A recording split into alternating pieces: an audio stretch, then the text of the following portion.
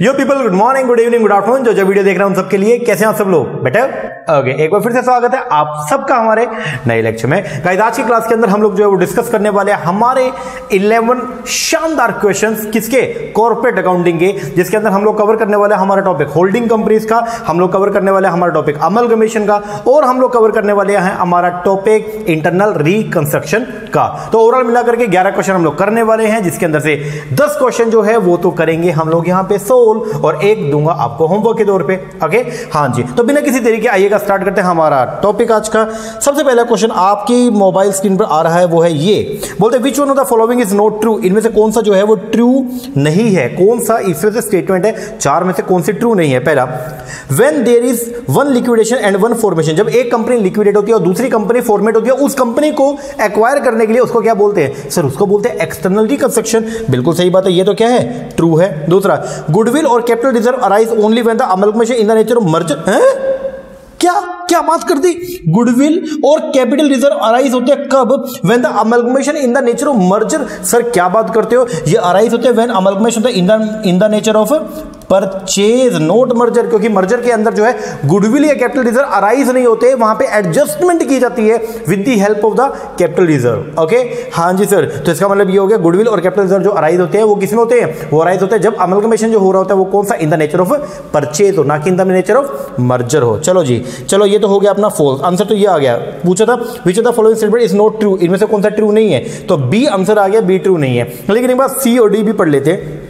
बोलते हैं under the pooling of interest method, बोले तो कौन सा पूलिंग ऑफ इंटरेस्ट मेथड कौन सा होता है? Merger method. The transferee company जो होती है, ट्रांसफरी कंपनी कौन सी? बड़ी कंपनी। बड़ी कंपनी मतलब जो दूसरी कंपनी को क्या करती है, एक्वायर करती है, वो इनकॉर्पोरेट करती है asset and liability of the transferor company. बोले तो छोटी कंपनी की एसेट एंड लायबिलिटी को अपने पास लेती है इन द फॉर्म ऑफ किसमें, बुक वैल्यू के ऊपर क्या करती है, रिकॉर्ड करती है in the company at a book value पे। चलो जी, ये मतलब सही है, ट्रू है।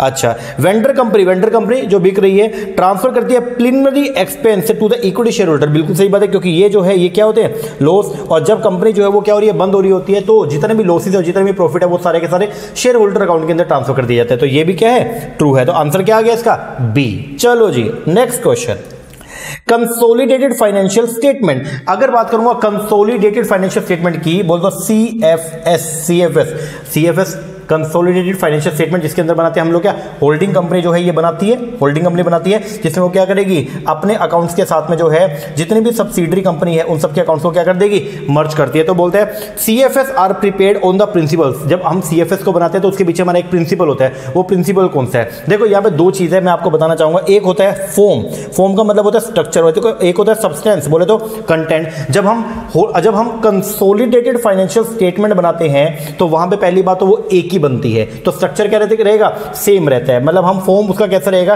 कि कंपनी अलग अलग नेचर की नहीं है, कंपनी क्या है, ये सारी की सारी एक ही है, तो मतलब स्ट्रक्चर क्या रहेगा, फॉर्म वन रहेगा। और जो कंटेंट है हम सबको क्या करते हैं, मर्ज करते हैं, जो भी एसेट्स है हम सबको क्या करते हैं, मर्ज करते हैं। तो जब हम लोग जो है वो क्या बनाते हैं, सीएफएस बनाते हैं, तो हमारा वहां पे जो प्रिंसिपल काम करता है वो है क्या, कि कंपनी जो है, अलग अलग जो कंपनीज है, जो मतलब ग्रुप के अंदर आने वाली जो कंपनीज है, वो फॉर्म में भी, बोले तो स्ट्रक्चर में भी, और सब्सटेंस में भी, बोले तो कंटेंट में भी क्या है, सेम है। तो इसका आंसर जो आएगा वो क्या आएगा, सी। बोले तो the form and the substance of the company are one entity. Form में भी, स्ट्रक्चर में भी देखने में एक एंटिटी है, एंड सब्सटेंस बोले तो कंटेंट के अंदर भी जो है वो देखने में एंटिटी एक ही है। चलो जी, आंसर क्या आ गया, सी। चलो आगे बढ़ते हैं। Next, which of the following is not true. बोलते हैं इनमें से चार दे रखे, इनमें से कौन सी स्टेटमेंट जो है वो ट्रू नहीं है। सबसे पहले बोलते हैं when all the forfeited share are not reissue. जब मान लो आपने फॉरफिट तो किए 500 शेयर, लेकिन री इशू किए ओनली 200, तो मतलब 300 भी क्या रह गए, 300 अभी तक नॉट री इशू। ये वो शेयर है जो अभी तक री इशू नहीं हुए हैं। The forfeited share account will always also show a credit balance equal to the gain. तो जो फॉरफिटेड बैलेंस होता है उसमें बताया जाएगा कुछ gain on the forfeiture of the share not reissue. बिल्कुल सही बात है सर, क्योंकि ये 300 शेयर जो अभी तक आपने रीइश्यू नहीं किए, जो बेसिकली कंपनी के लिए क्या है, गेन ही तो है, क्योंकि ये शेयर को आपने क्या कर लिया था, जब्त कर लिया था, और इनके ऊपर जो पैसा है वो आपका क्या है, प्रॉफिट ही तो है। बिल्कुल सही है।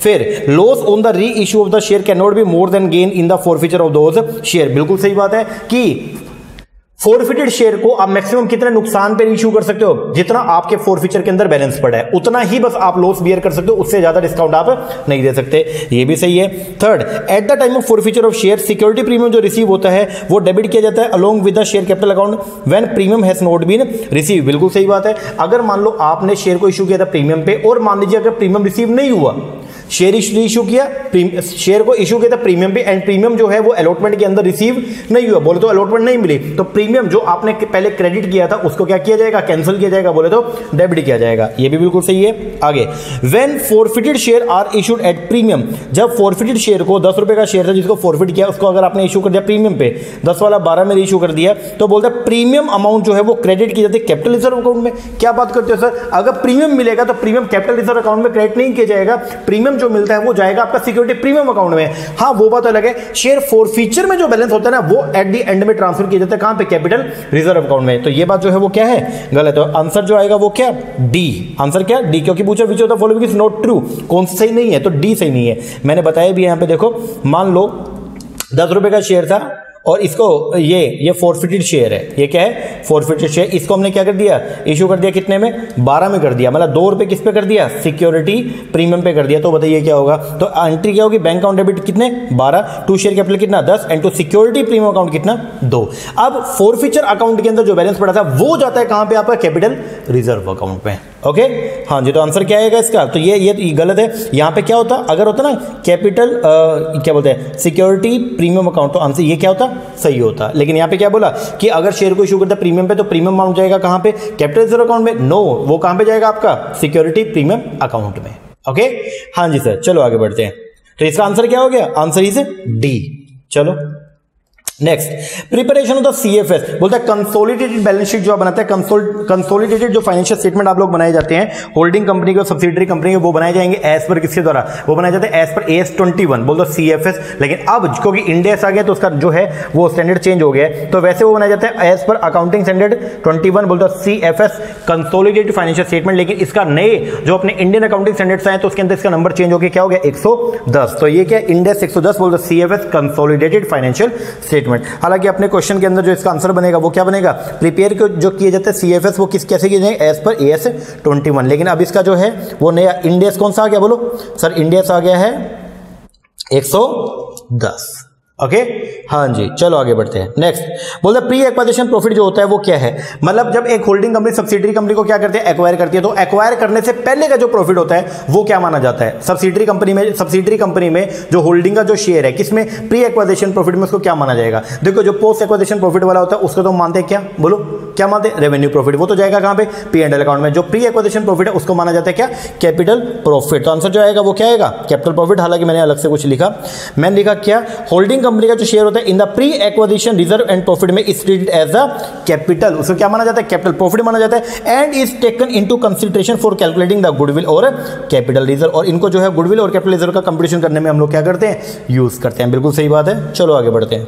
तो आंसर क्या आएगा इसका, कैपिटल प्रॉफिट। चलो जी नेक्स्ट बोलते हैं if there is a mutual indebtedness, अगर म्यूचुअल इंडेप्टनेस होती है between the transferor company and the transferee company. Mutual indebtedness का मतलब क्या है कि अगर मान लो कोई जो है वो ट्रांजैक्शन हुई है ट्रांसफरी कंपनी और ट्रांसफरर कंपनी में, तो इन the business combination which of the following is correct, तो इनमें से क्या चीज जो है वो करेक्ट है। मैं आपको पहले बता दूं म्यूचुअल इंडेप्टनेस जो है वो होती कौन कौन सी है। अगर बात करेंगे म्यूचुअल इंडेप्टनेस का, तो म्यूचुअल इंडेप्टनेस होती है like debtor creditors, like BRBP, मतलब एक कंपनी के अंदर जो है वो दूसरी कंपनी को डेटर दिखाया गया और दूसरी कंपनी में दूसरी पहली वाली कंपनी को क्रेडिटर दिखाया गया। इस तरीके की अगर म्यूचुअल इंडेप्टनेस है, कल को अगर मान लो A कंपनी और B कंपनी आपस में मर्ज होगी और A ने जो है वो B को दिखा रखा था अपना डेटर, A बोलती है कि मैंने इससे पैसे लेने, और B ने जो है वो A को दिखा रखा था अपना क्रेडिटर, B बोलती है मैंने A को पैसे देने हैं, और कल को अगर ये दोनों जो है वो क्या हो जाए, एक हो जाए। जब कंपनी दोनों एक हो गई है, जब कंपनी दोनों एक हो गई है तो क्या डेटर क्रेडिटर का कोई औचित्य है, नहीं, तो क्या किया जाएगा, इनको कैंसिल किया जाता है। बट क्वेश्चन ये कौन सी कंपनी जो है इसकी एडजस्टमेंट करती है, छोटी कंपनी करेगी या बड़ी कंपनी करेगी। छोटी बड़ी का मतलब क्या,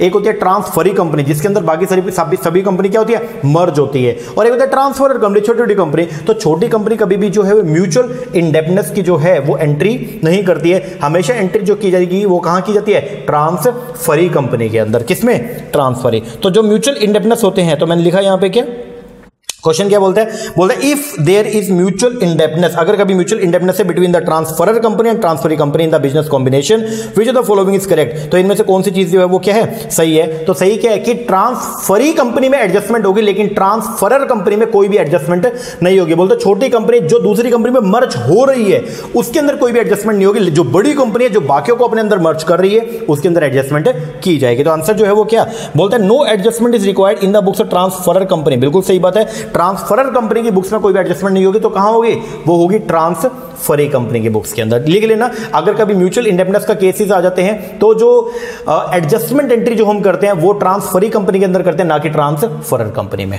चलो आगे बढ़ते हैं। 6 के बाद 7 आता है जी, इन ए रिकंस्ट्रक्शन स्कीम। आपने सुना होगा रिकंस्ट्रक्शन जो हम करते हैं, इंटरनल रिकंस्ट्रक्शन कहता है। तो बोलता है रिडक्शन जो होता है कैपिटल का may be take in the form of, तो कैपिटल को रिड्यूस कैसे करते हैं, आपको शायद याद हो, मैंने आपको क्लासेस में भी करवाया था। इंटरनल रिकंस्ट्रक्शन करने के हमारे पास में जो है वो कितने मेथड है, 2 मेथड है। एक होता है क्या, बाय अल्टरेशन, और एक होता है बाय रिडक्शन। मतलब आप इंटरनल रिकंस्ट्रक्शन, आप रिकंस्ट्रक्शन कैसे करते हो, by in the nature, by alteration और बाय रिडक्शन। अल्टरेशन के अंदर टोटल मिला के कितने मेथड है, 5, और रिडक्शन में कितने मेथड है, 3। और रिडक्शन के मेथड ये सब दिए हुए हैं यहाँ पे। सबसे पहला क्या, reduce the liability of the share holder in respect of the unpaid amount of the share held by them. 10 रुपए का शेयर था, अभी 8 ही पेड अप थे, तो बाकी जो 2 रुपए का जो शेयर है कंपनी बोली छोड़ो, हम 10, अब ये 10 की जगह कितना बनता है, 8 का शेयर है और 8 ही पेड अप है, तो इससे भी जो है वो कैपिटल क्या होगी, रिड्यूस होगी। दूसरा, पे of the paid up share capital which in excess है, कई बार एक्सेस होता है तो शेयर होल्डर वालों को क्या करते हैं, वापस करते हैं, तो एंट्री करते हैं share holder account debit to bank account. फिर cancelling any paid up share capital, कोई भी paid up share capital which is loss, उसको कैंसिल कर दिया तो उसकी भी एंट्री क्या होती है, शेयर कैपिटल अकाउंट डेबिट। वैसे शेयर कैपिटल का बैलेंस कौन सा होता है, क्रेडिट, लेकिन जब वो खत्म होगी तो क्या हो जाएगी, डेबिट हो जाएगी। ठीक है, तो ये 3 तरीके हैं जिनके थ्रू हम लोग जो है वो क्या करते हैं, कैपिटल रिडक्शन करते हैं। चलो जी आगे बढ़ते हैं। अब ये थोड़ा ध्यान रखना कि दोनों में क्या फर्क होता था, आपको मैंने करवाया था। अल्टरेशन के लिए ओनली एसआर पास करना पड़ता है और रिडक्शन के लिए एसआर तो पास करना पड़ेगा और साथ में जो है वो कोर्ट की अप्रूवल भी लेनी होती है। चलो नेक्स्ट क्वेश्चन बोलता है while determine the normal rate of return, जब आपको कभी नॉर्मल रेट ऑफ रिटर्न निकालना हो, बोलता के निकालना हो for the valuation of shares की वैल्यू करने के लिए in the market value method which of the following should be taken into consideration. तो के कैसे निकलता है, सर के का फॉर्मूला हमको मालूम है, के कैसे निकलता है, के कुछ ऐसे निकलता है, ये देखो के कैसे निकलता है, risk free rate of return plus beta plus RM minus में आरएफ। आरएम का मतलब क्या होता है, मार्केट रिटर्न माइनस में आरएफ बोलते तो रिस्क रिटर्न। तो बोलता है व्हाइल डिटरमाइनिंग द, जब हम डिटरमाइन करते हैं नॉर्मल रेट ऑफ रिटर्न को for the valuation of share in the market value method which of the following should be taken into consideration. तो इनमें से किस चीज को हम जो है वो ध्यान में लेके आते हैं, सबसे पहला the degree of the risk involve लेके आते हैं, इसको बोलते हैं हम लोग क्या, बीटा। क्या बीटा को कंसीडर करते हैं। The current rate of interest on the gilt edge security, gilt edge security को बोलते हैं गवर्नमेंट सिक्योरिटी, बोले तो रिस्क फ्री सिक्योरिटी। क्या बोलते हैं इसको, रिस्क फ्री सिक्योरिटी। क्या इनको कंसीडर करते हैं। Weighted average cost of capital, बोले तो KO, क्या इसको कंसीडर करते हैं, मतलब मार्केट रेट को भी कंसीडर करते हैं। तो तीनों चीज को कंसीडर करते हैं। आंसर क्या आएगा, ऑल ऑफ द अबव। तो जब आप डिटरमाइन करेंगे नॉर्मल रेट ऑफ रिटर्न, बोले तो जब आप के निकालते हैं तो इन तीनों चीजों को आप लोग क्या करते हैं, कंसीडर करते हैं। चलो जी आगे बढ़ते हैं। नेक्स्ट बड़ा अच्छा क्वेश्चन है। क्वेश्चन क्या बोलता है, जो प्रीमियम रिसीव हुआ on the issue of share, मतलब शेयर्स को इश्यू करने पर जो आपको प्रीमियम रिसीव हुआ उसको क्रेडिट किया जाता है to the share premium account. बिल्कुल सही बात है, किया जाता है, but not to the P&L account. बिल्कुल सही बात है। जब हम एंट्री करते हैं तो क्या करते हैं, शेयर, अगर मान लो आपको प्रीमियम रिसीव हुआ 10 रुपए का शेयर है और आपने 12 रुपए में क्या कर दिया, इशू कर दिया, तो एंट्री क्या की जाती है, सर एंट्री जो है वो ये की जाती है, bank account debit to share capital account and to security premium account. बिल्कुल सही बात है सर, यही होता है, क्योंकि यही तो बोल रहे हैं कि प्रीमियम अगर रिसीव होता है on the issue of share is credit to the share premium account but not to the profit and loss. एकदम सही है। और रीजन क्या बोलते हैं, since share premium is not a trading profit. बिल्कुल सही बात है, शेयर प्रीमियम ट्रेडिंग प्रॉफिट नहीं है and it is not distribute to the share holder. बिल्कुल सही बात है ये भी, और दोनों चीजें क्या है, सही है। इसीलिए ये चीज इसको क्या कर रही है, बोलो, ये असर्शन है। असर्शन क्या बोलती है कि प्रीमियम जो रिसीव होता है वो जाता है शेयर प्रीमियम अकाउंट में। कहां जाएगा, शेयर प्रीमियम में, ना कि P&L अकाउंट में। और फिर रीजनिंग ये बोलती है, सिंस जैसा कि हम जानते हैं कि share premium is not a trading profit, share premium trading profit नहीं है, इसलिए उसको डिस्ट्रीब्यूट नहीं किया जा सकता। किसको डिस्ट्रीब्यूट करते हैं, जो फ्री प्रॉफिट होता है, बोले तो P&L अकाउंट जो का बैलेंस जो होता है उसको हम डिस्ट्रीब्यूट करते हैं, बट शेयर प्रीमियम को डिस्ट्रीब्यूट नहीं करते। तो दोनों बातें एकदम सही है और रीजन जो है वो करेक्टली एक्सप्लेन कर रहा है आपके किसको, असर्शन को। ऊपर की स्टेटमेंट का करेक्ट एक्सप्लेनेशन है आपका रीजन। क्यों, क्योंकि ऊपर बोल रहा है प्रीमियम जो रिसीव हुआ उसको शेयर प्रीमियम में डाला जाएगा, ना कि P&L में, और P&L के बैलेंस को डिस्ट्रीब्यूट कर सकते हो, बट सिक्योरिटी प्रीमियम के बैलेंस को आप डिस्ट्रीब्यूट नहीं कर सकते। तो आंसर क्या आएगा? Both A and R are true and R is the correct explanation of A। Answer is A। चलो जी आगे, ये भी बहुत शानदार क्वेश्चन है। बोलते सिंकिंग फंड। अब देखो कई बार क्या होता है, जैसे मान लो अगर हमने डिबेंचर को इशू किया या फिर हमने जो है वो प्रेफरेंस शेयर को इशू किया, तो उनको ना हमको क्या करना पड़ता है, वो रिडीमेबल नेचर की है, उनको पैसा वापस करना होता है। डिबेंचर लोन है, उसको वापस करना पड़ेगा। जो प्रेफरेंस शेयर है वो भी जनरली रिडीमेबल नेचर के हैं, तो उनको भी क्या करना पड़ता है, पैसा वापस करना पड़ता है। अब मान लो मैंने आज जो है वो शेयर्स को या डिबेंचर को इशू किया आज, और 10 साल के बाद में जो है आफ्टर 10 ईयर मुझे क्या करना है, इनको रिडीम करना है। क्या करना है? रिडीम करना है। तो बताइए मैं क्या करता हूं? तो हम हर साल जो है वो क्या करते हैं, कुछ अमाउंट निकालते रहते हैं, उसको बोलते हैं हम लोग क्या, उस अमाउंट को निकाल के प्रॉफिट में से और ट्रांसफर करते रहते हैं। कहां पे? सिंकिंग फंड अकाउंट के अंदर एक अलग से फंड खोला जाता है, जिसका बेसिक यूज ये होता है कि अगर आपको लॉन्ग टर्म सिक्योरिटीज की पेमेंट करनी होती है, जो आपके, या फिर लॉन्ग टर्म लोन का अगर पेमेंट करना होता है, तो उसके लिए हम आज से प्रोविजन बनाना शुरू करते हैं। उसके लिए एक सेपरेट अकाउंट ओपन किया जाता है, जिसको बोलते हैं हम लोग क्या, सिंकिंग फंड अकाउंट। और वो कहां से ओपन होता है? वो होता है P&L अकाउंट से। तो बोलते हैं sinking fund is a charge. Sinking fund जो है वो चार्ज है अगेंस्ट प्रॉफिट एंड लॉस। बिल्कुल सही बात है, क्योंकि उसकी एंट्री कहां से होती है? प्रॉफिट एंड लॉस अकाउंट से होती है। और बोलते हैं sinking fund is created for the repayment of the long term liability. बिल्कुल सही बात है। सिंकिंग फंड का जो सिंकिंग फंड को क्रिएट किया जाता है वो इसीलिए कहता है कि रीपेमेंट किया जाए किसको? लॉन्ग टर्म लायबिलिटी को। तो आंसर क्या आएगा? A and R both are true. बोले तो both A and R are true. Answer is B। चलो जी आगे बढ़ते हैं, और लास्ट क्वेश्चन आज का जो आपके लिए होमवर्क वो है ये, when A business is purchase, जब एक बिजनेस को क्या किया जाएगा? परचेज किया जाएगा। Any amount in excess of the total asset liability, कोई भी अमाउंट जो आपने पेमेंट किया फालतू में पेमेंट अगर कर दिया, तो minus the liability taken is called, उसको क्या बोला जाता है? अगर मान लो आपने जो है, मैं अब हिंट नहीं दूंगा, आपको एक क्वेश्चन पढ़ना है उसके हिसाब से बताना है, क्योंकि बहुत बच्चों की कमेंट आता है कि सर आप ना हमको हिंट देते हो और फिर हमारा सारा टेम्पो खराब हो जाता है। चलो कोई बात नहीं, आज हिंट कुछ नहीं है, 11th क्वेश्चन है। हालांकि बता दूं ये क्वेश्चन डिस्कस किया हुआ है ऐसा, ठीक है? तो आपको जो है बताने इसका जो है वो करेक्ट आंसर क्या होगा। ओके, हाँ जी। अब बारी आती है हमारे लास्ट क्लास के क्वेश्चन की। लास्ट क्लास का क्वेश्चन हमारे ये था, amount due to outgoing partner. अगर मान लो कोई पार्टनर जो वो रिटायर हो गया और वो छोड़ के जा रहा है, तो जब वो छोड़ के जाएगा तो उसको जो अमाउंट ड्यू होता है, जो उसको पेमेंट करनी है, अमाउंट ड्यू हो गया लेकिन अभी तक पे नहीं किया, तो उसको जो है वो बैलेंस शीट में कहां शो किया जाता है? क्या उसकी कैपिटल में दिखाते हैं? सर कैपिटल नहीं है, कैपिटल तो तब होती है जब वो पार्टनर होता, लेकिन वो तो चला गया, तो उसके लिए एक सेपरेट अकाउंट ओपन किया जाता है, जिसको बोलते हैं क्या? आउटगोइंग पार्टनर लोन अकाउंट, या रिटायरिंग पार्टनर लोन अकाउंट। और सारा अमाउंट जो उसको हमने पेमेंट करना होता है वो उसके लोन अकाउंट में ट्रांसफर कर दिया जाएगा, और फिर लोन अकाउंट से जो उसकी क्या की जाती है? पेमेंट की जाती है। तो आंसर जो है इसका क्या? डी है। चलो जी, अब देखते हैं कौन कौन है हमारे शानदार बच्चे जिन्होंने इसको जो है वो करेक्टली सही बताया। लास्ट से शुरू करते हैं। सबसे पहले बरका सक्सेना बोलते ही आगे तो बोलो नालायक, आंसर तो बताओ। नहीं बताया, चलो बरका ने, कोई बात नहीं। और सौम्या ने आपको बोलते first view eagerly waiting for the video, thank you Saumya. फिर सुचित्रा बोलते ही, अब आगे बोल। आंसर है ऑप्शन डी लोन। मैंने पहले ही बोला था सर सारी नॉलेज चाय से लाते हैं, हम भी यही फॉलो कर रहे हैं। अरे मैं मजाक करता हूँ, तुम ज़्यादा चाय मत पीना, कभी काम खराब हो जाएगा, नहीं तो चाय से ज़्यादा। चलो आगे बढ़ो। फिर अंशिका जी बोलते हैं हेलो सर मार्केटिंग मैनेजमेंट की क्लास लीजिए। हाँ जी बिल्कुल लेंगे। अमरीन बोलती है ऑप्शन डी, अभी भी एकदम सही है। फ्रेंकी बोलते हैं वो ना भी फ्रेंड, जी बिल्कुल हम तो दोस्त हैं वैसे भी आपके। आगे बढ़ो। सीमा परमार जी बोलते हैं thanks sir ji, you are really great, thank you इतने अच्छे समझाने के लिए। आंसर डी एकदम करेक्ट है। अनुराग त्रिवेदी बोलते हैं महासागरों सर आप ज्ञान का, हाँ thank you, appreciate your words. Lovleen Mehta बोलते हैं ऑप्शन डी एकदम करेक्ट है। मंजू हुड्डा जी का ऑप्शन तो दिया नहीं, ये बोलते हैं हेलो सर। हेलो से कुछ नहीं बनने वाला, ऑप्शन बताओ जल्दी, बाकी चलो हेलो। मनोज साहू बोलते हैं thank you so much, thank you Manoj. Anshika Singh आयु बोलते हैं ऑप्शन डी करेक्ट है। रोस्टर रोस्ट बोलते हैं अजरा प्रवीण हेलो। अजरा अरे हमसे हेलो करो भाई, हम भी बैठे हैं यहाँ पे। और बोलते हैं सर ऑप्शन डी एकदम करेक्ट है। पूनम जो बोलते हैं option D sir, good evening जी सर, आप कॉमर्स के स्टार्ट हो। अच्छा मैं स्टार्ट हूँ या कॉमर्स का स्टार हूँ? चलो कोई बात नहीं, इनके मैं भावनाएं समझ गया, बट मैं कॉमर्स का स्टार्ट हूँ, स्टार्ट। चलो आगे बढ़ते हैं। पिंकी गर्ग जी बोलते हैं सर टेक्स्ट की वीडियो डालो प्लीज़, बिल्कुल डालेंगे जी, बिल्कुल डालेंगे। फिर अरुणा शर्मा बोलते हैं ऑप्शन डी ओके है। निकी का ओके है। Sangeeta Rajasekhar good night sir, अरे good night option D, good night, चलो सो जाओ तुम तो। ऑप्शन डी एकदम करेक्ट है। शिखा वगैरह का डी करेक्ट है। सौम्या का सर ऑप्शन डी एकदम करेक्ट है। Sir your best teacher and best motivate, thank you Saumya Nagpal. TikTok star Pinky Garg बोलती है सर टैक्स के टॉपिक करवा देंगे भाई। प्रवीण कश्यप बोलते हैं लोन एकदम सही है। तनु शर्मा जी का D, thank you so much.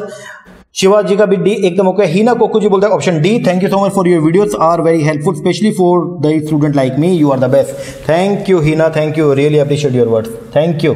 Thanks a lot. Anu Tyagi बोलते हैं वंडरफुल क्लास, आंसर डी एकदम सही है। अच्छा नाहिद जी बोलते हैं आंसर इज डी एकदम सही है। निशा नागर बोलते हैं it will be treated as loan, बिल्कुल सही बात है। तमन्ना बंसल बोलते हैं डी ओके है।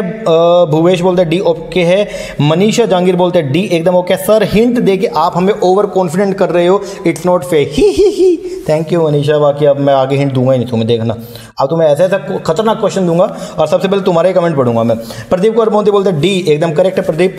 नीतू देवी जी का डी ओके है। भूमि सचदेव का डी ओके है। वंदना जी का डी ओके। अरे यार आज तो सारे सही है। मिस सूर्यवंशी का बोलते हैं ओम शांति सर जी, ओम शांति ओम शांति ओम शांति, आंसर इज डी एकदम करेक्ट है। मोनिका जाखड़ का डी ओके है। Priyanka Singla D, thank you for the video sir, very useful, thank you. Nikhil Gupta ji का डी ओके है। कशिश सर रेशो वाला चैप्टर कंप्लीटली अच्छे से करवाओ ना प्लीज, बिल्कुल करवा देंगे, उसके प्रैक्टिकल क्वेश्चन करवाएंगे, शानदार। आयुषी चौहान बोलते हैं ऑप्शन डी एकदम करेक्ट है। जगतार सिंह जी का है, ओ शिट,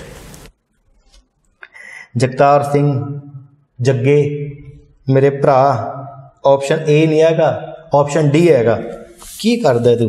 चलो चलो चलो। पूजा जायसवाल ऑप्शन, ओह शिट, पूजा जी आपका भी ऑप्शन ए नहीं है, ऑप्शन डी।